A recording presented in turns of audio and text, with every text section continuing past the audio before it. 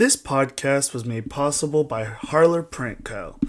Harler Print Co. specializes in large format vinyl products as well as a wide range of other printing services. This includes stickers, labels, magnets, business cards, flyers, posters, and even shirts and garments.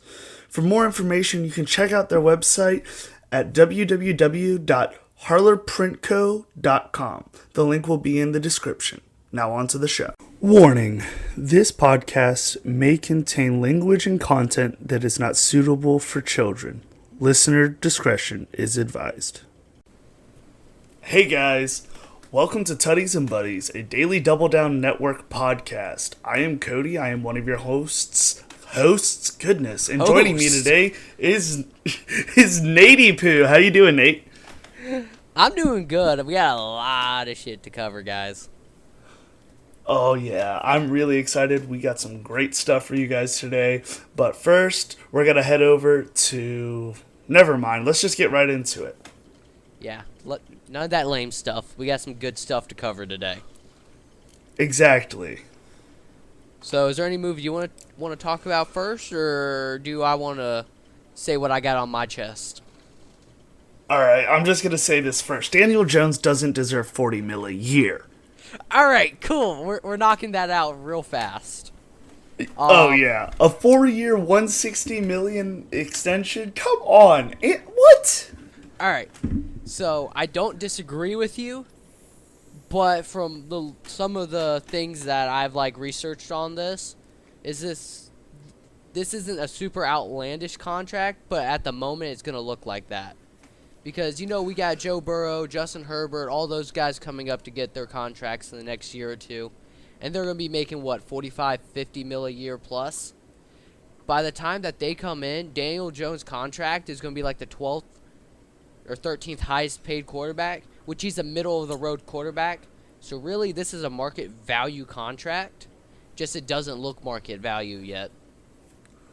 Well, yeah, I see what you're saying there. The only thing is, they just did their entire thing ass backwards, in my opinion. I'm just going to throw it out there because we're talking about the Giants. They franchise tagged Barkley and they extended Daniel Jones for 4 years. First of all, extend Barkley. He's still got 2-3 years left in him. Give him a contract and franchise tag Daniel Jones. Yeah, I don't disagree with you. I think it would have been way cheaper for them to franchise tag. Actually, I don't know if it had been cheaper for them to franchise tag them. Because that franchise tag takes the pay of the top, 5 quarterbacks, and so he still would have probably made 35, 40 mil. So... Yeah, but at the same time, you could have, if he made 35 mil, which is probably closer to where he would have made, you have another 5 mil that you can use in your free agency. And to be honest, Daniel Jones, he has been very middle of the road. And we know that quarterbacks can take a crappy team and turn it way better, aka Josh Allen. Yeah, or you can take a cheap quarterback and make him... Yeah, true. Because, Daniel Jones fits the system, and if they believe in him enough, which somehow they do, let him play. I hope he trips on the 5-yard line again this year to prove him wrong. It's okay. In the long run, I don't think this is going to be in their best interest. Because, they're going to be that middle-of-the-road team that might make the playoffs every other year, something like that. Be a 20th pick and miss out on any of the top quarterbacks because the rest of their roster is solid. They just need a quarterback who knows how to play football. But Daniel Jones doesn't know how to play football, dude. Exactly. He knows how to play system. Yeah, and since they're keeping him, they're going to miss out on the opportunity to essentially tank maybe next year, get a really good quarterback, or get in a position to be able to get a quarterback who's going to be levels and levels better than Daniel Jones. So in the long run, I'm sorry. I wholeheartedly agree with you, man. In the long run, they're placing a lot of faith in Daniel Jones. And if he doesn't turn out to be the next Eli Manning, then they're screwed. And they're not just screwed this year. They're not just screwed next year. They're screwed for the next 4 years because they offered him $40 million a year. If they try to trade him away, the only way that they're going to be able to get rid of him is if they pay at least half of his salary while he's gone. Yeah, and then I mean even probably a few years after that, because they're in a win now mode, so they might trade their draft capital away, really push all that like free agency and money debt down the road, and then 6 years down the road, they're going to probably be a 3-14 team with no draft capital and in salary cap hell like the Saints would be in. But, a little bit different situations. Yeah, to me, like we're on the same page. They just did it ass backwards, and honestly, they screwed themselves. Barkley, sign him to a 2, maybe a 3-year deal.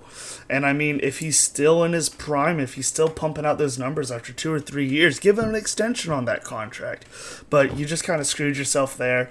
Barkley's going to be pissed. He's going to leave after this season. There's no way he's going to stay. I think there might be a way he stays, but with him having the franchise tag, he really needs, or the Giants really need to give him a real good show of fate and be like, hey, we're going to sign you to a 3 or 4 year deal. Because at the age of 26, he is in the peak of a running back's career right now. This is when you say, hey, I'm going to give you a 3-year, $60 million contract. We're going to make you the workhorse, and you better get us 1,300 yards a season for these next couple years. I think the biggest reason why they didn't do it is because of how injury prone Barkley's been. Even then, I mean, you've seen he's stayed healthy. I mean, the last 2 years he's been decently healthy. I'm not going to say extremely because he did miss, it looks like almost half the season in 2021, but I mean, this might even be a prove it deal, and then they'll give him like a 2-3 year deal afterwards. Be like, stay healthy this year, produce. We'll give you the money next year. Well, wasn't he completely healthy this past year? He was completely healthy this year. I mean, he had 1,300 yards, 10 touchdowns, good receiver out the backfield. Yeah, I mean, I love Barkley. Like I said, it's just his injuries was going to hold him back. Yeah, and I mean, this being, a contract year, I think he did really good for himself, but he's in another contract year already with that franchise tag, so it really relies on how he plays next year if he's going to get that big running back money. Well, at this point, they are in a win now mode. I feel like, if anyone's going to go for D-Hop, it's going to be them. It's going to be the Giants. The Giants are going to be the ones that, like you said, trade away their draft capital, try to win now. They're going to get D-Hop. It's not going to pay off. We already talked on the last episode about how awful their contracts with Kenny Golladay and Starling Shepherd are. They need receivers that are good. Yeah, and I mean, they got rid of Kenny Golladay. Thank God on that one. And this is an okay draft for wide receivers. So if they believe in Daniel Jones, I feel like they're going to either go beef up that offensive line a little bit, or they're going to go get a wide receiver. Because any of the top 5 wide receivers are going to be at their spot. So they'll have their pick of wide receivers, essentially, in the low to mid-20s. So whoever they like, get your quarterback a wide receiver that you feel like he can grow with and become a prolific passer with. Yeah, but over the past 4 years, he just has not he's shown little parts, but he has not been a very good passer. His QB rating is what is his career QB rating? 92.5, I think, might have been his highest, if I'm correct. Because I saw some stats, like his best year throwing was 3,200 yards, I think, a year ago. 25 touchdowns in 2019 was his best touchdown ratio. He's just not great. Yeah, he's middle of the road. In 2019, he threw for 3,000 yards, 24 touchdowns, which was the best of his career, but he still threw for 12 interceptions. So his TD to interception ratio is 2-1. As a career ratio, he's over 4 seasons, he's thrown 11,600 yards. He's got 60 tutties, but he's got 34 interceptions and an 86.5 passer rating. Yeah, I mean, like you said, he's a system quarterback who would not thrive in any other system really besides a run-heavy team that says, hey, make the simple throw. If not, we'll get him next time, champ. Yeah. Which brings me to another quarterback that got franchise tagged, actually. Yeah? Yeah. The quarterback got franchise. Lamar Jackson. I did not see that. Yeah, he got franchise tagged like minutes before the deadline. Yeah, I see that. I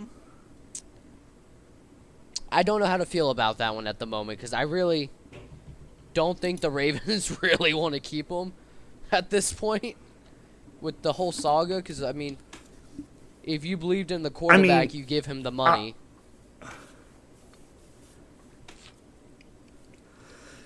I mean, yeah, Lamar Jackson came to the league. He made MVP his rookie season?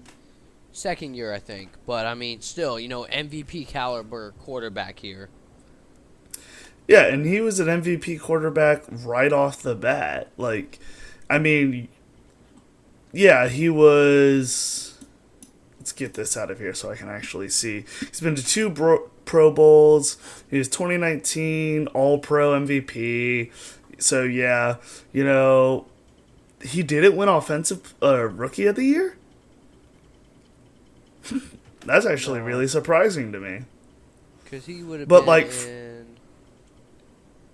I don't know, a draft class. He was 2018.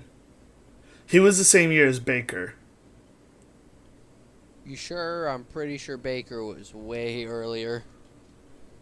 No, Baker. Dude, I'm a Browns fan, bro. 2018? Yeah. Okay. Yeah, so Lamar, in 2018, he had his worst passer rating. Wait, I just lost it. Where was it? God bless it. So, yeah, he had his worst passer rating of 84.5. And then the next season, his passer rating was 113.3.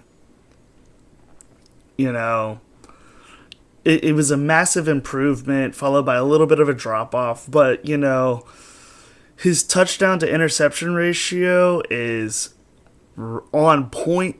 He's only been in the league 1 year longer than Daniel Jones, and he's got 40 plus more touchdowns than him in just passing. So, why didn't they pay him? Why do you think they were just like, he's not that important? I'm gonna say because he's not a traditional, quote unquote, traditional quarterback, as he is not a run first quarterback, but he's not necessarily that ideal, like, I'm going to sit in the pocket, look at my 1 and 2 wide receiver, and then run. He's like, hey, screw it, I'm just going to run. I can outrun everybody on the field. I might as well. So, but the thing is, he can sit there and just sit back in that pocket. He can, but I don't think the Ravens necessarily look at him as that. Nor does maybe the league look at him like that, even though he's proven he can sit back there and do it. But he just has that dynamic ability to run that we don't see in a lot of quarterbacks. Yeah, not at all. So, the next couple months will probably tell us a lot. Like, if he shows up for training camp, OTA, stuff like that, will probably tell us where this relationship is in 2 to 3 months. So, well, I am fully convinced that Lamar Jackson, this is his last year in Baltimore. He's done. And not only that, but he's done, but he's going to go searching for a chip after this because this is a real bring down for him. Yeah, absolutely. And I mean, there's some teams that were said not to be interested in him if he was going to become a free agent or if he got franchise tagged, like to do like a sign-in trade. Like the Dolphins would honestly be a great option for him just because, we don't know how Tua's going to play. We don't know if Tua's going to be alive next season, if we're going to be honest. Yeah, Tua might just like die in his sleep. I would not be surprised. Exactly. Or we're going to hear like he's going to be active and they're going to be like, yeah, he just went insane and suffers from CTE. We'll be like, well, we can point back to last season why. Oh, goodness. But let's keep it moving along. We're going to run really long on this episode if we don't. What are some of the stuff that you got, man? So I want to cover the Derek Carr thing just for a minute as a, I don't know, biased Saint fan. Who dat? Yeah, I just wrote it down. I have no idea what the contract looks like, so tell me a little bit about it. It's a 4-year, $100 and something million contract. Is it more or less than Daniel? What's Daniel's again? 160. It's a little less than that. Derek Carr, I think. Wow. 4-year, 140 or 150 million. 150. Holy crap. You know what? Now I'm actually pissed. Even though he's only making like 38.5, or like average, I'm still pissed. Daniel Jones does not deserve to be making however much more. It doesn't matter. Yeah, see, look, I'm not mad. The Saints got Derek Carr at a steal right now. More power to him. Yeah. Because, like, the high end of Derek Carr's value was going to be a $40 million a year. And the Saints wanted him at 35. They met in the middle ground at, like, 37.5, 38.5. We're happy. Both sides are happy. Because only $100 million is guaranteed. There's $50 million in incentives alone. Oh, okay. So Derek Carr is probably going to be like pass for 4,500 yards and throw for 30 touchdowns. If we're passing for that many yards and that many touchdowns with a top 10 defense, boyo, we are going to the playoffs. Yeah, and then you're going to get shit on by, like, Aaron Rodgers again. Oh, I have some stuff to say about Aaron Rodgers, but... Did Aaron Rodgers get dealt? He didn't get dealt, but the Jets are meeting with him in California to talk to him. Dude, that retreat probably did wonders for him. Yeah, he's probably fucking still going off of whatever he was taking out there. DMT? Probably. That man was like, I saw the Jets and they were speaking to me. He was like, Robert Saleh, let's go. Yeah. Okay, guys, I'm going to make a weird joke. It's funny, but I just want to say that the Jets have been dog water for the past, 10 years, right? Mm-hmm. Robert Saleh, however you say his name, comes in, takes over, and I'm just going to say this statement, okay? It took a Muslim head coach to change the trajectory of the New York Jets. And we're canceled. Goodbye, everybody. Good knowing you. Oh, dude, that's not going to get us canceled. It's literally all over the internet. Cancel the internet, guys. Cancel it all. Oh. Cancel the internet. If you guys don't believe me, I will put the TikTok in the link that has 5 million likes, so don't cancel us. I'm just repeating a TikTok, guys. I'm an innocent... I'm just repeating what they said. I'm an innocent Gen Zer, okay? It's all the boomers' fault. It's all the boomers' fault. Oh, God. But back to Derek Carr. He makes the Saints the best team right now in the NFC South. Well, okay, yeah. Unless Jameis Winston goes to the Bucks. Unless, Jameis goes to the Bucks or the Panthers select Anthony Richardson. Nobody has a Oh, good quarterback. I think Richardson might be taken before the Panthers can get him. I think the league learned not to let the Panthers draft mobile and big quarterbacks like that with Cam Newton. Yeah, I mean, I saw some pretty interesting mock drafts today with Anthony Richardson getting drafted by like the Raiders, which I'm not mad at that, but I don't know how true that would be. I would have to look into some of that, but we'll get there eventually. Yeah. So yeah, Derek Carr to the Saints. I think it's a good move for both sides. I think Derek Carr will be happy there. Now I just think you guys need to go out and draft someone younger as a wide receiver this year, so at least he has someone to build up. Yeah, and I mean, during contract talks and like there like 2 or 3 meetings they had, they're like, "Hey, Derek, you come to us, we will get you weapons." And I mean, right now you have Rashid Heed, you have Chris Olave, you might have Alvin Kamara if he's not in jail yet. Good God. Oh, you're not going to have Alvin Kamara. Yeah, he's probably going to be in Kamara jail in Las Vegas for, 10 years for battery? Probably. So, all right, we don't have a running back. He's like the Playboy Cardi of the NFL.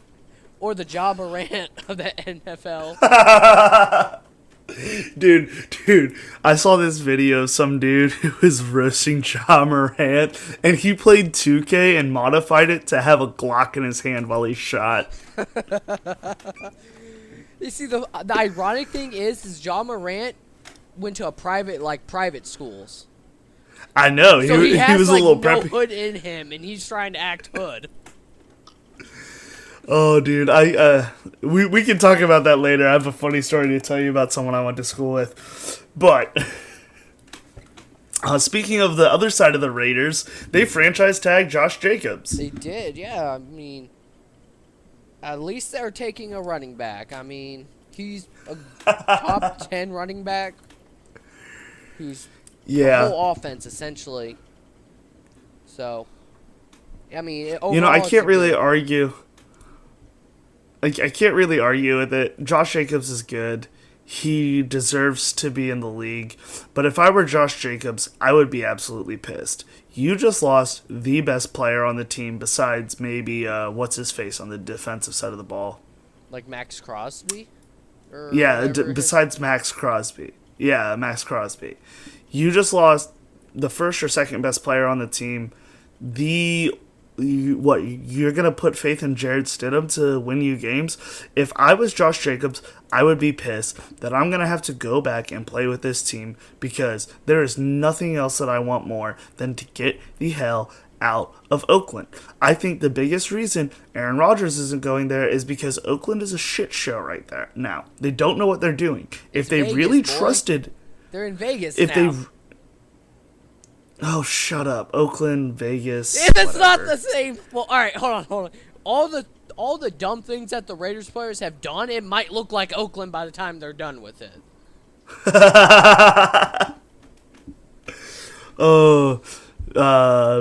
Turning it into the Bay Area number 2. But, yeah, like... if I was Aaron Rodgers, I wouldn't want to go there. Mac Jones going to the Raiders, dude, I would be pissed. I think at this point the Raiders disgust me so much that I think that we should replace them with like a Canadian football team. You know what we should do? We should go international right now. Yeah? Yeah, I want 8 teams in Canada. I want 4 teams in Mexico. Let's go. Let the U.S. just dominate for the next 100 years again.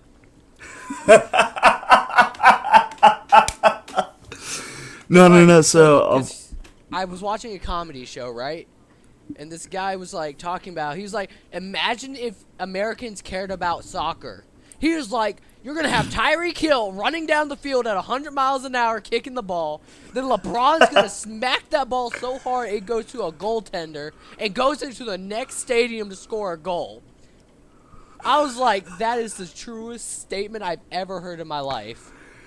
No, dude, you know LeBron couldn't move his feet like that. Have you seen how he runs? He's got to like pull his legs around him. He like makes figure eights while he's Yeah, but running. imagine having LeBron care about soccer and smacking a soccer ball from like 50 yards out. That thing's gonna hook, and the goalie's gonna be like, which way do I go? No, LeBron would be the goalie. He's 6'8". Let's be realistic here. Nah, bro, you'd have like, any center from the NBA. Jokic. Yeah, like, if he was American, yeah, that would work beautifully. Ah, fuck. But, like, any of those guys, like, that would just be unreal. And then you have, like, a 300-pound offensive lineman just slide tackle a little British man. He's going to be like Revolutionary War 2.0. Yo, okay, I want to put this out to you. Let's do a special episode this weekend, or at least record it this weekend. Let's do drafting non-soccer players to our soccer team. Okay, that's going to be a fun one. Exactly, and so we'll draft 11 players, and then we'll put it out to the listeners whose team's better. But once a player's taken off the board, it can't be used for either team. For sure. Or, yeah, cool. Alrighty. So, yeah, you guys will get that coming out soon. We will have a... God, I cannot believe I'm about to say this. Non-soccer player draft of a soccer team coming out sometime soon this week. I would have to review what soccer positions there are and what they do, so this is going to be funny. Oh, yeah, this is going to be hysterical. Oh.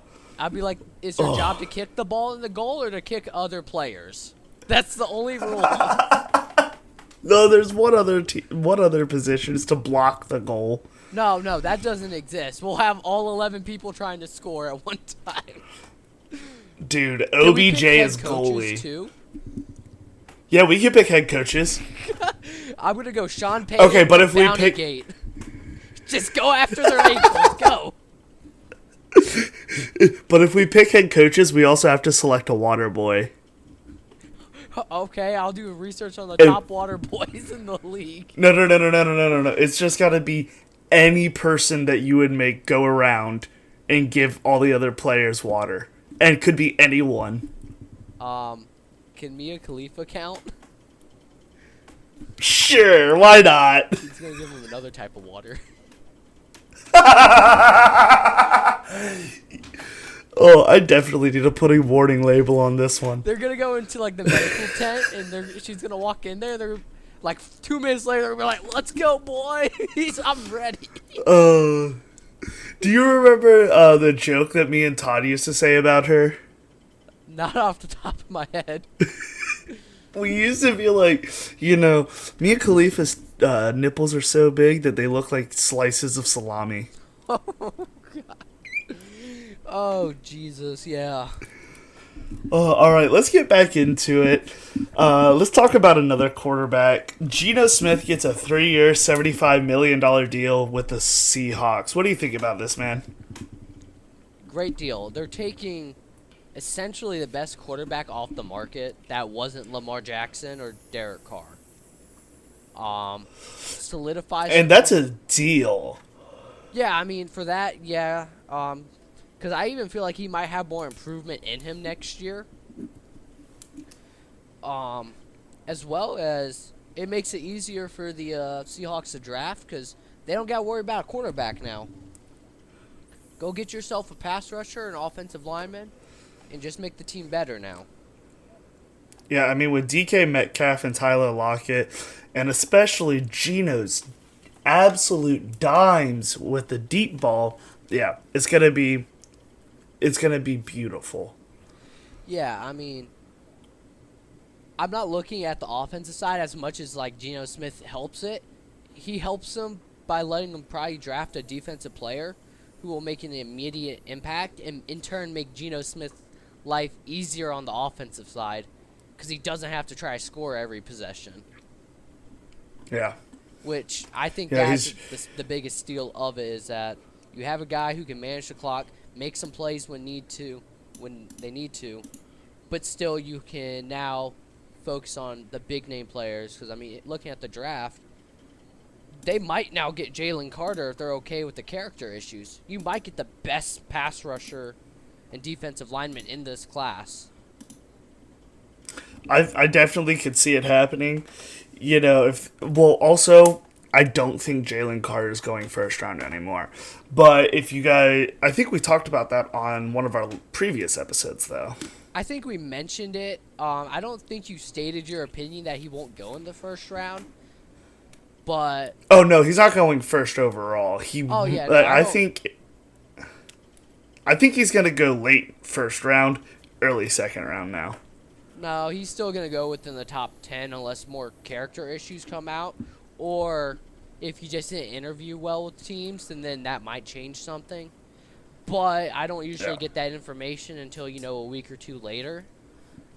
So yeah, true. Fair enough. If it comes out that he had, really bad interviews with teams and their character concerns are still there, he might slide to the middle or later in the first round. But in the NFL, I think I said last podcast or whatever, that talent usually trumps all off the field issues. A good example would be Alden Smith, in 2014, 2015. That man lost his ever-loving mind multiple times, still made teams. Antonio Brown went apeshit on everybody, made teams. Talent will outweigh a lot of issues. Yeah, true. Ooh, all right, so let's talk about the last few franchise tags, and then we'll get into some releases and call it a day. You're going to look at Tony Pollard, I hope. Oh, yeah, that was the first one I was going to bring up. Excellent move by the Cowboys.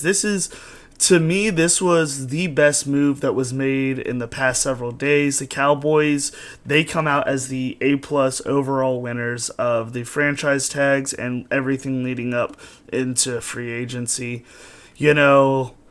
I just hope they cut Zeke now, free up some cap space. They're paying him $12 million this year. So since they're keeping Pollard around, the Jerry Jones loves Zeke, so they'll probably keep him around. But at least it gives them another year. And if I'm not mistaken, Dak is still around for another year, right? I know he's going to be around. I just don't know his contract off the top of my head. Yeah. But, I like the signing. My only issue is, like you said, you got a Zeke, and that's a kind of a weird place to be in. Dak is signed through 2023. Okay, so this year. So really, they're not going to get rid of Zeke. They're going to keep Pollard. They're going to keep Zeke. They're probably who do they have as their wide receiver that they went all out on? They got CeeDee Lamb. They have... I don't know anybody else off the top of my head. They have T.Y. Hilton. Yeah, T.Y. Hilton, I don't think he'll be around all that much. They're losing Dalton Schultz right now to free agency. Don't know if he'll be back for the next year. Michael Gallup, that's the other big name. Yeah. As well as I saw. And then they have Antonio Callaway. Shut up. He recorded absolutely no stats worth mentioning. He played 0 total snaps by my information. Yeah, but at the same time, he will develop into be really good. Yeah. Or if not he develop. gets on the field. Shut the fuck up. All right.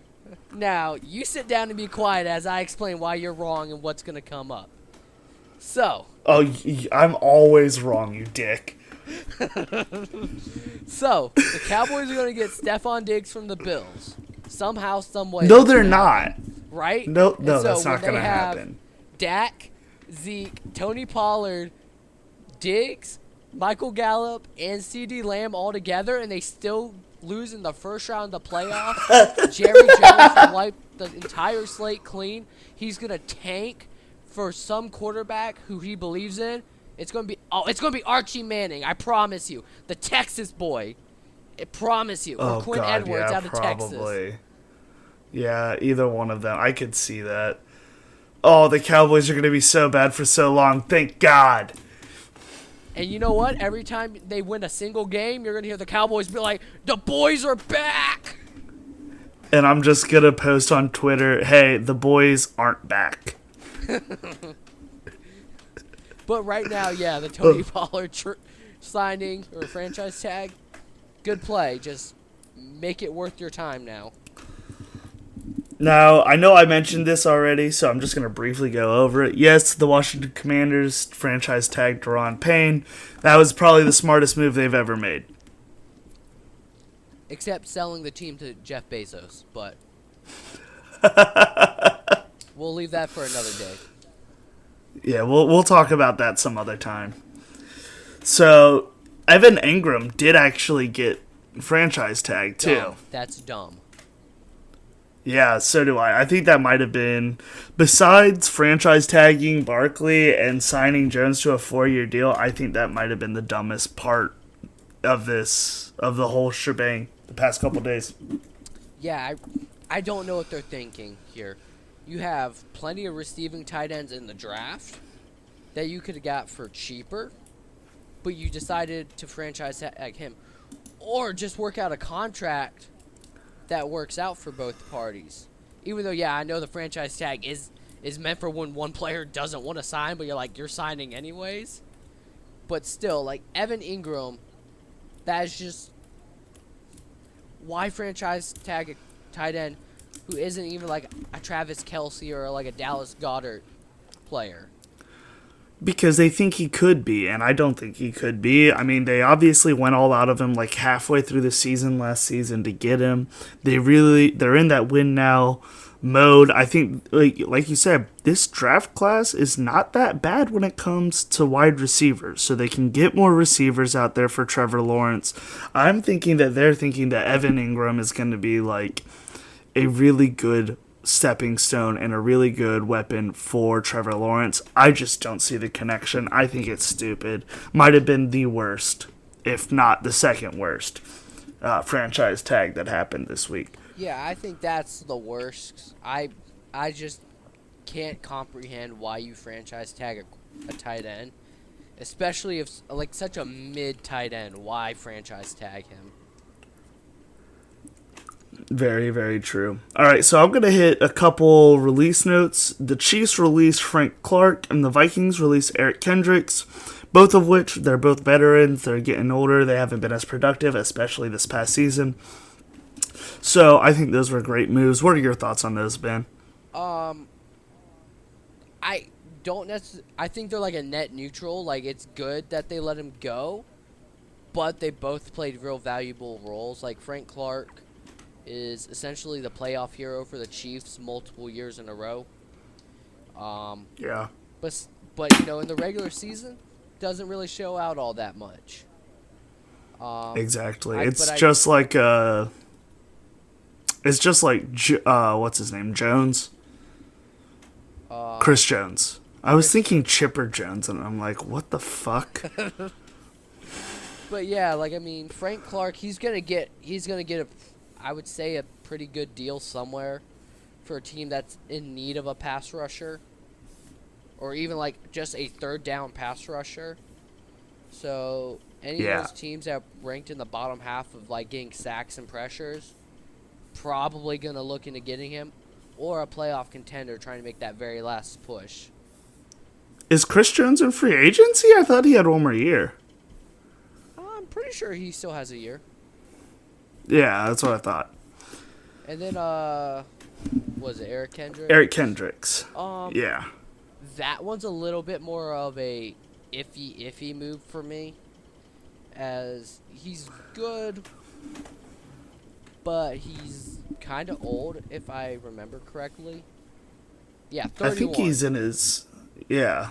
Yeah, I mean, a linebacker at 31, you're going to start losing a step. Your mind's still going to be there, but you just physically won't be able to get to those spots as fast. And I think that's going to be a little detrimental to him. I think he can still sign and play for another 2 to 3, maybe even 4 years. But, yeah, to me, when I watched him play this past year, he obviously had, he had a little less in his step. Like, he couldn't get there as fast. The Young Bucks were beating him out. And, I think, who was the breakout on the Vikings defense this past season?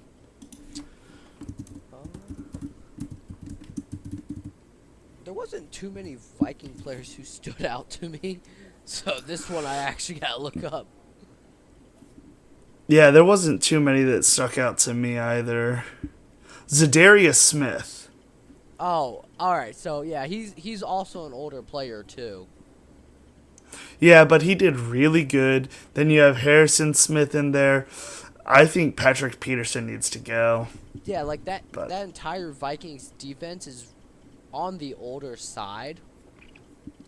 And they weren't that good for being on the older side.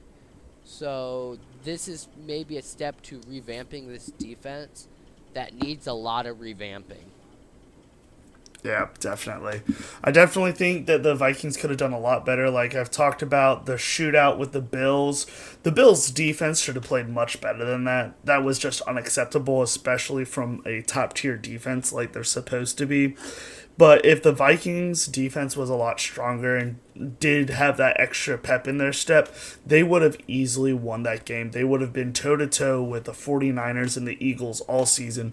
And their, 7-0 record to start would have been legit.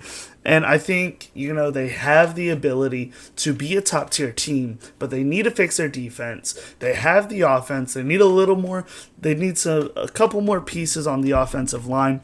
But besides that, TJ Hawkinson, Adam Thielen, Justin Jefferson, Jalen Reagor, you have Dalvin Cook as your running back. And, Kirk Cousins, he works in their system well. So they have a team that could be very good.